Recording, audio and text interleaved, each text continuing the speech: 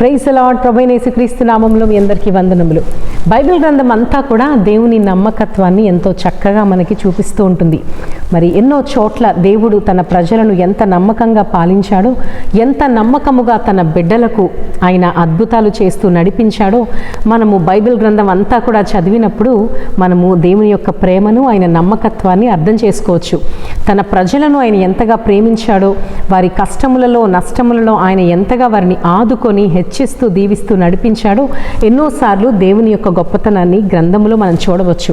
దేవుని నమ్మకత్వము గొప్పదే. అయితే మనము ఎంత నమ్మకంగా దేవుడికి ఉంటున్నామో కూడా ఆలోచన చేసుకోవాలి. సహోదరుడా, సహోదరి, దేవునికి నీవు నేను నమ్మకముగా ఉండాలా అంటే ఖచ్చితముగా ఉండాలి. చూడండి, బైబిల్ గ్రంథంలో లేఖన భాగాలు మనం పరిశీలిస్తే ఎంతోమంది భక్తులు దేవునికి ఎంతో నమ్మకంగా ఉన్నారు.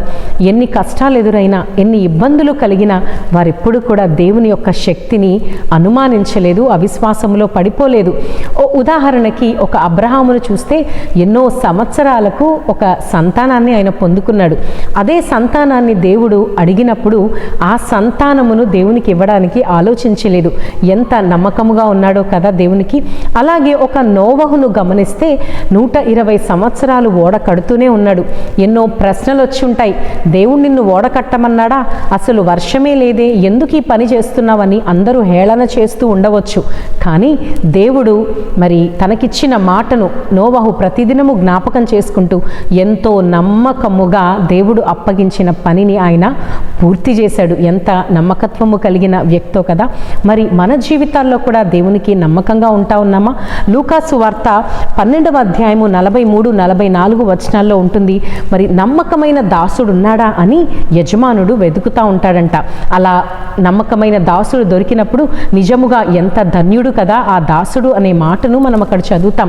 మరి దేవుడు కూడా ఆకాశం నుంచి మరి నాకు నమ్మకంగా ఉండేవారు ఉన్నారా, నాకు నమ్మకంగా ఉండే నా బిడ్డలు ఉన్నారా అని వెతికినప్పుడు నీవు నేను ఆయనకి కనబడతా ఉన్నామా? నమ్మకత్వం అంటే ఏదో పెద్ద పని కాదు, కానీ అది కష్టతరమైనది కాదు. కానీ ఒక రెండు మాటలు నమ్మకంగా ఉండడము అంటే మొదటిగా దేవుడు ఏం చెప్తున్నాడో తెలుసుకోవడం, రెండవదిగా తెలుసుకున్నది చేయడం. దేవుడు ఏం చెప్తున్నాడో తెలుసుకోవడం, తెలుసుకున్నది మనం చేయడం. చాలాసార్లు మనం మొదటి మెట్టు దగ్గరే ఆగిపోతాం. దేవుడు ఏం చెప్తున్నాడో మనకి తెలుసు, వాక్యంలో ఎక్కడ ఏదుందో మనకు తెలుసు, దేవుని సేవకులు, దైవజనులు, ప్రవక్తలు ఏం చేశారో మనకి తెలుసు. కానీ రెండవదిగా ఆ తెలుసుకున్నది చేయడంలో మాత్రం విఫలమైపోతూ ఉంటాం. అలా మనం అపనమ్మకస్తులుగా మిగిలిపోతూ ఉంటాం. మరి ఈ సమయంలో దేవుడు ఒకవేళ మీతో మాట్లాడుతూ ఉన్నాడా? నమ్మకంగా ఉండు నా కుమార్తె, నమ్మకముగా ఉండు నా కుమారుడు అనే దేవుని స్వరం మీకు వినబడతా ఉందా? దేవుడు చెప్పింది తెలుసుకున్నది ఖచ్చితంగా పాటించడానికి ప్రయత్నం చేద్దాం.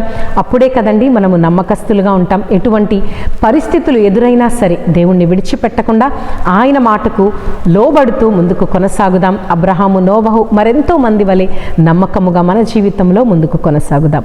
God bless you.